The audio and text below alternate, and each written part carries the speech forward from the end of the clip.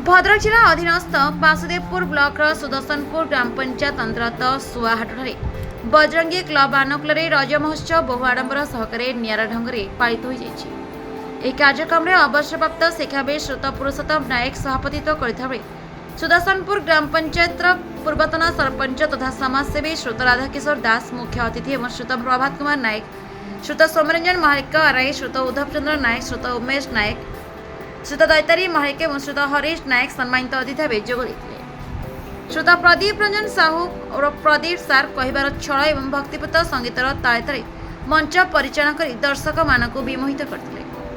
कथार अच्छी कही पारिले मोहि पारिबो।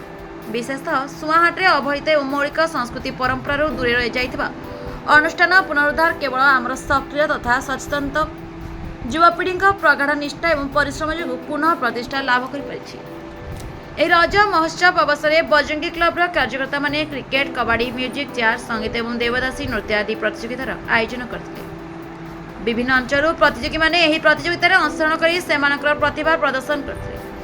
सर्वशेष में कृतित्व अर्जन करथिबा प्रतियोगी मानक मान्यगण अतिथि मानक द्वारा पुरस्कार वितरण कर आगामी दिन में सुआहाटे समस्त पर्वपर्वाणी आहरी उच्चकोटर हेउ बोली समस्ते आशा प्रकट कर। चलित वर्ष सुआहाट रज महोत्सव विभिन्न बुद्धिजीवी महलू प्रशंसार सुआ छुटी। Bhadrak Sheikh Saeed Qadri report, the republic Odisha 24 news.